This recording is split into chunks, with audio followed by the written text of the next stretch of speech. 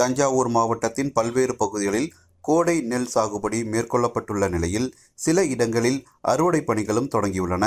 நடப்பு கோடை பருவத்தில் 4 லட்சம் மெட்ரிக் டன் நெல் கொள்முதல் நடைபெறும் என்று எதிர்பார்க்கப்படுவதாக மாவட்ட நிர்வாகம் தெரிவித்துள்ளது.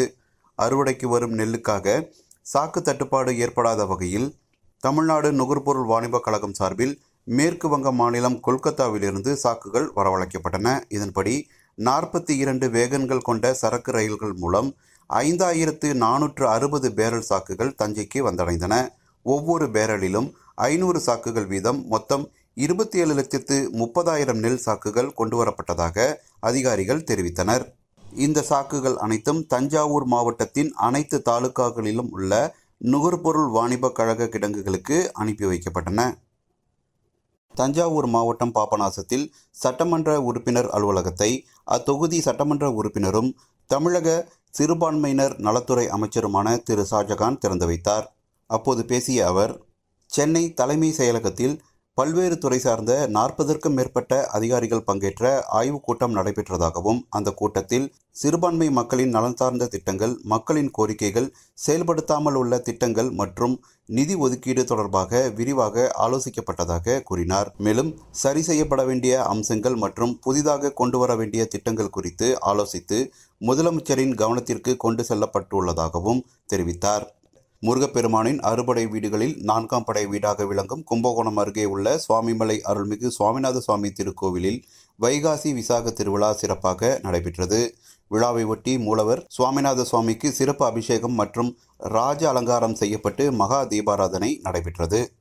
தஞ்சாவூர் மாவட்டம் கும்பகோணம் மாநகராட்சிக்கு உட்பட்ட பகுதிகளுக்கு குடிநீர் வழங்கும் தலைமை நீரேற்று நிலையம் அமைந்துள்ள குடிதாங்கி பகுதியில் தமிழக வேளாண் துறை அமைச்சர் திரு வினோத் ஆய்வு மேற்கொண்டார்.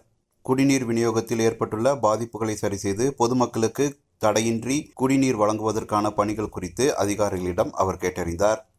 பின்னர் செய்தியாளர்களிடம் பேசிய அமைச்சர் திரு வினோத், சமீபத்தில் அறிவிக்கப்பட்ட வேளாண் பயிர் கடன் தள்ளுபடி திட்டத்தில் உள்ள குறைபாடுகள் குறித்து விவசாயிகள் தரப்பில் பல்வேறு கோரிக்கைகள் முன்வைக்கப்பட்டுள்ளதாக தெரிவித்தார். அவை அனைத்தும் பரிசீலிக்கப்பட்டு அது தொடர்பான அறிவிப்பை தமிழக முதலமைச்சர் வெளியிடுவார் என்றார்.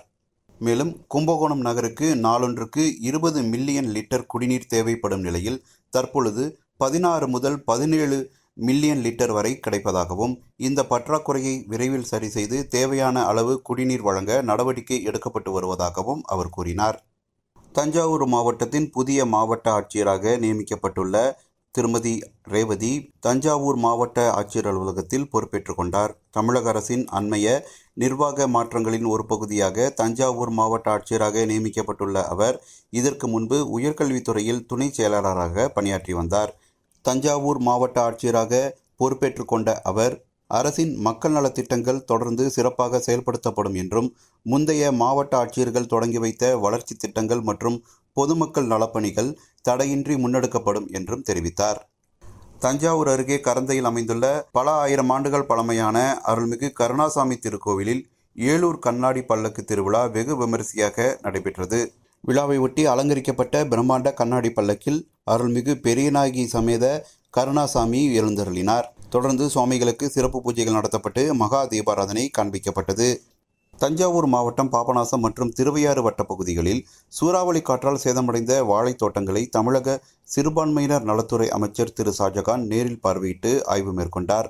தஞ்சாவூர் மாவட்டத்தில் பாபநாசம் பகுதியில் சுமார் 432 ஹெக்டேர் பரப்பளவிலும், திருவையாறு பகுதியில் 295 ஹெக்டேர் பரப்பளவிலும் வாழை சாகுபடி மேற்கொள்ளப்பட்டுள்ள நிலையில், அண்மையில் வீசிய பலத்த சூறாவளி காற்றால் ஏராளமான வாழை மரங்கள் முறிந்து சேதமடைந்தன. இதுவரை மேற்கொள்ளப்பட்டுள்ள கணக்கெடுப்பின்படி சுமார் 82 ஹெக்டேர் பரப்பளவில் வாழைப்பயிர்கள் பாதிக்கப்பட்டுள்ளதாக தெரிவிக்கப்பட்டுள்ளது. பாதிக்கப்பட்ட வயல்களை பார்வையிட்ட அமைச்சர் திரு ஷாஜகான் சேத விவரங்கள் தொடர்பாக விவசாயிகளிடம் கேட்டறிந்தார்.